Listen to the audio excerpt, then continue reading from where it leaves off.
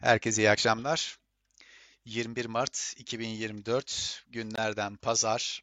Hafta kapanışına doğru yaklaşıyoruz. Yaklaşık olarak işte 3,5 saatimiz var. 3,5 saat sonra hafta kapanacak. Dün biraz böyle altcoin'ler yeşillendiler. Bitcoin'de herhangi bir hareket olmamasına rağmen güzeldi, iyiydi. Bugün yine tam tersi. Bitcoin'de yine bir hareket yok vesaire ama altcoin'ler sanki dün aldığınızı hadi geri verin dermişçesine aynı pozisyonda geri geldiler. Ama dün bir tık daha iyiydik diyelim. Durumumuz nasıl? Bitcoin daralan üçgenin içerisinde 64.500'lerde. Bu bizim çalışıp çalışmadığını artık bilmiyoruz ama diagonalin üstünde yakın bir yerlerinde bir çıkıyor bir iniyor vesaire hareket ediyor.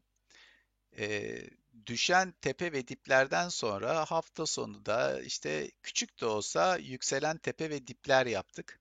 Ama hala şu 66.500'ün üstündeki hani ilk tepeyi yaptığımızda belki şu 66.500 67.500'ün üstüne direkt böyle güzel bir tepe atarız, hızlı bir tepe atarız diyorduk. Onu yapamadık. Arasına 66.500'ün arasına iki tane küçük tepe sığdırdık. Bayağı bir kabiliyet gösteriyoruz o konuda. Hacim çok yok. Kümülatif volüm delta yani nötrlerdeydi. Çok bir şey değişmedi.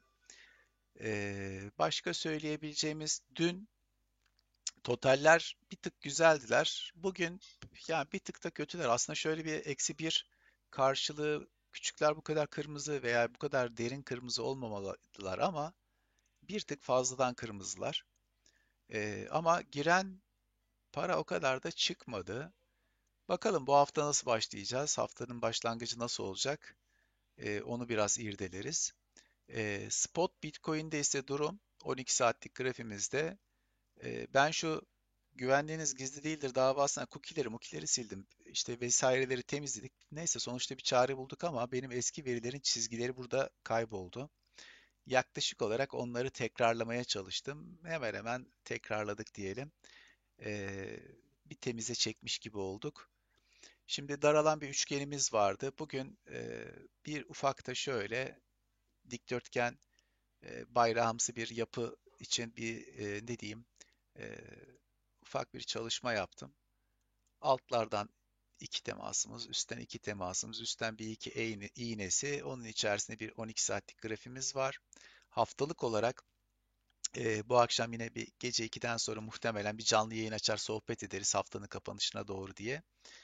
Önemli olan bizim için önce de söylemişim şuradaki mavi çizgimiz bir önceki ATH seviyesinin haftalık kapanışı. Hani onun altında kapanış yapmayalım diye böyle çok konuşuyorum, söylüyorum. Yani çok da altında değiliz. 0,236 Fibonacci seviyesindeyiz ama hani bir tık şöyle yükselse de 60 65-500'e kadar tekrardan bir çıksa ve onun altında bir kapanış yapmasak güzel olacak. Mum olarak baktığımızda ise görüntümüz nasıl mumlarda? Ee, Aşağıya doğru yaklaşık olarak 3 haftadır, bir hafta yeşillik hatta bir aydır diyelim 4 tane mumumuzda aşağıya doğru bir ayı baskısı var. Fakat bir şekilde de 0.38'in altına sarktırmadan haftalık kapanış seviyemizi buradakini kırmadan 60 binleri sürekli bir şekilde de yukarıya doğru ittik. Şuradaki mum gibi, şuradaki mumda da söylemiştim. Yani şu mumu gördükten sonra haftaya pozitif bakarım dediğimizde gördüğünüz gibi çok güzel bir aşağı doğru çakılış yaşadık. Yine öyle pozitif yaşayabileceğimiz bir mum var burada. Hele biraz daha yukarı doğru kapatır. Hani mavinin üstüne atacak olursak çok daha böyle hani tadından yenmez diyeceğimiz bir mum var ama yani veriler ve balinalar bizi istediğimiz tarafta hareket ettirmiyorlar. Bundan kaynaklı olarak da birazcık böyle tedirginlik içimizde mevcut. Balina demişken balinalarda durumumuz nasıl? Biliyorsunuz burası 59, 87, 88'di. Burası da genelde 40, 10 ile 13 arasında en son gidiyordu ki en son canlı yayında halving gecesi 40.13'ü görmüştük yayını kapatırken. Buradan binde 6 bir eksilme oldu. Bu binde 6'nın binde 4'ü buraya geçti büyük bir ihtimal. Çünkü burası da 87 idi, 2 puan düştü. Binde 2'lik bir eksilme oldu totalde şu alttaki 4 satıra baktığımızda. Yani yaklaşık 20 milyon Bitcoin dersek işte 40 bin Bitcoin bir alt seviyeye, yüzün altındaki cüzdanlara geçti. Muhtemelen transfer oldu. 40 bin coin'lik bir işlem hacmi olmadı hafta sonu çünkü öyle. Balinalarımız evet biraz eksildiler. Benim hoşlanmadığım seviyelerdeler. Ama şuradaki bölge olarak baktığımızda da binde üçlük bir eksilme var. Biraz böyle daha sıkı takip etmemiz gerekiyor diye düşünüyorum. Veya biraz daha sıkı takip edeceğiz. İşte ya da cüzdan transfer ettilerse cüzdanlardan buraya gelinceye kadar birazcık tedirginliğim geçmeyecek öyle söyleyeyim. Başka da şimdilik söyleyebileceğimiz çok da kafa ütülemek istemiyorum rahatsızlık vermeden. Bu hafta içerisinde gelecek öyle çok bir veri yok. Sadece açılacak herhalde cüzdan şeyleri var. Ne diyelim, stekleri mi diyorsunuz? Onlar var.